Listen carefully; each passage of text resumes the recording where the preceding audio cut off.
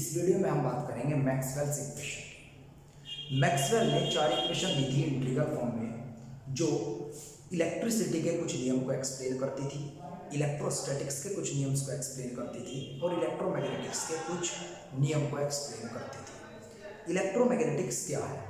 Electromagnetics एक charge की वो स्टडी है जिसमें चार्ज को आप रेस्ट पोजीशन पे पढ़ेंगे तो आप इलेक्ट्रोमैग्नेटिक्स को क्या कहेंगे, वहाँ इलेक्ट्रोस्टैटिक्स। अगर चार्ज पार्टिकल को आप मोशन में पढ़ेंगे तो आप उसे क्या कहेंगे, इलेक्ट्रोडायनेमिक्स।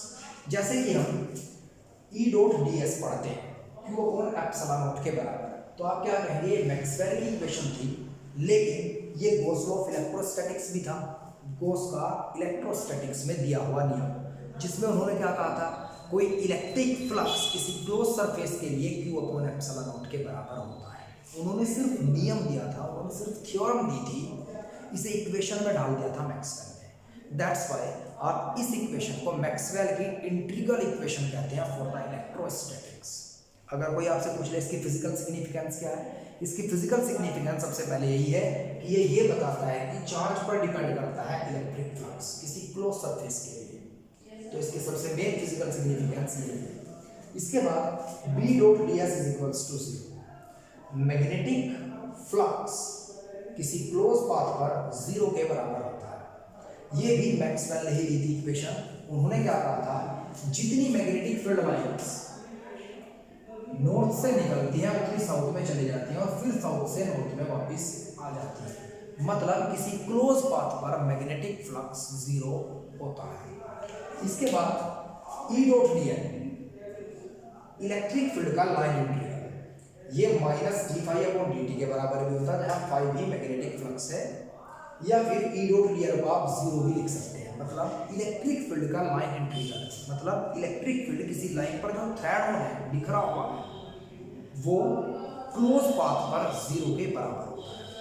अब अगर मैं बी डॉट डी एस की फिजिकल सिग्निफिकेंस की बात करूं तो आप क्या कहेंगे कि जितनी electric magnetic field lines north से निकलती है उतनी साउथ में टर्मिनेट होने के कारण फिर वो साउथ से चल के नॉर्थ में चलती है, मतलब ना तो वो यहाँ से स्टार्ट होती है ना यहाँ पर टर्मिनेट होती है और क्लोज पाथ पर घूमती रहती है। इसकी फिजिकल सिग्निफिकेंस ये थी।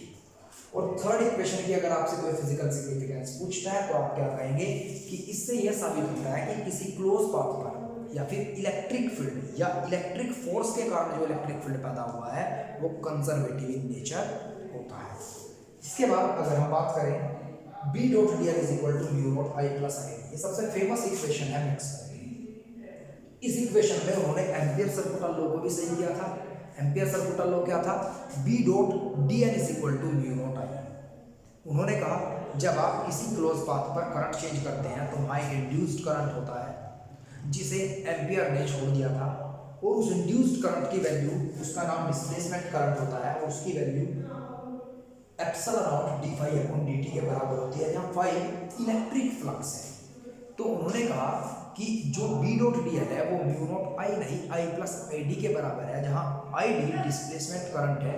तो अगर कोई आपसे पूछता है कि इस इक्वेशन की फिजिकल सिग्निफिकेंस क्या थी, तो आप इसकी फिजिकल सिग्निफिकेंस बताएंगे कि यह इक्वेशन हमें सबसे पहले ये बताती है कि इलेक्ट्रिक फ्लक्स के चेंज के कारण डिस्प्लेसमेंट करंट पैदा होता है, और वो जो इलेक्ट्रिक फ्लक्स चेंज हुआ है उससे डिस्प्लेसमेंट करंट इंड्यूस हुआ है, वो एक मैग्नेटिक फील्ड को भी जनरेट करता है। तो ये 4 इंटीग्रल फॉर्म में थी मैक्सवेल की इक्वेशन।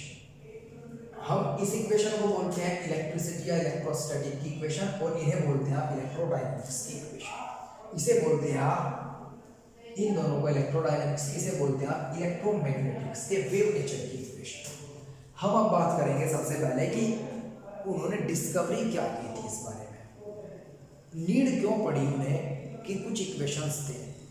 तो उन्होंने क्या कहा, सबसे पहले अगर एक चार्ज पार्टिकल रेस्ट पोजीशन में होता है तो वो सिर्फ एक इलेक्ट्रिक फील्ड का सोर्स होता है, लेकिन अगर वो चार्ज पार्टिकल चलने लग जाए तो वहाँ electric field as well as magnetic field generate हो जाता है, और वो मैग्नेटिक फील्ड उस इलेक्ट्रिक फील्ड के 90 डिग्री के एंगल पर जनरेट होता है, और डायरेक्शन ऑफ प्रोपगेशन, जिस डायरेक्शन में एसोसिएटेड वेव्स चलेंगे उसके भी 90 डिग्री पर जनरेट होता है। मतलब जब एक charge particle non uniform motion में चलेगा तो वो इलेक्ट्रिक फील्ड और मैग्नेटिक फील्ड दोनों का सोर्स होगा और इलेक्ट्रोमैग्नेटिक वेव्स को पैदा करेगा। वो इलेक्ट्रोमैग्नेटिक वेव्स ट्रांसवर्स प्रॉपर्टीज को शो करेंगे, मतलब उनका electric vector magnetic field vector के परपेंडिकुलर होगा and also to the direction of propagation of wave.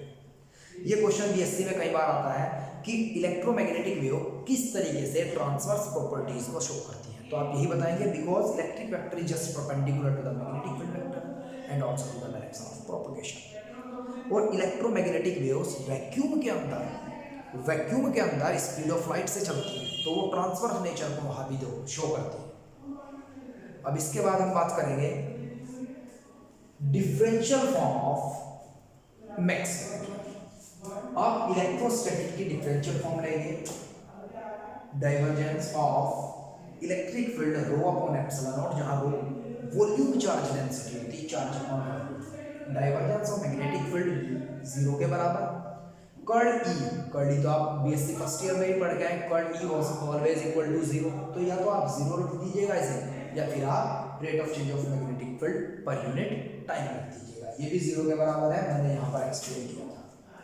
फिर curl B mu not current density plus epsilon not E dot T के बराबर। समझिएगा इनकी फिजिकल सिग्निफिकेंस क्या है।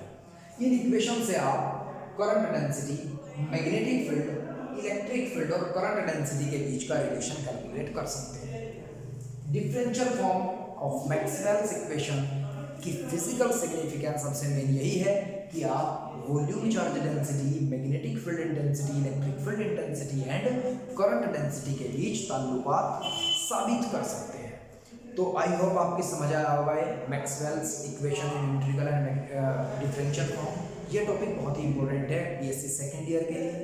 मैं एक चलते चलते आपको बात बताऊंगा, ये 1862 में एक्सप्लेन की गई थी, 1862 में 1862, और मेनली इन्हें कहा जाता है इलेक्ट्रिसिटी की एंड मैग्नेटिज्म की इक्वेशन। नेक्स्ट वीडियो में मैं आपको बताऊंगा डाइलेक्ट्रिक होता क्या है और डाइलेक्ट्रिक से मतलब क्या है, उसका यूज क्यों करते हैं, और कुछ आपको मैं ये भी बताऊंगा कि उसमें polarization, electric polarization, molecular polarization होता क्या है। Thank you and have a nice day.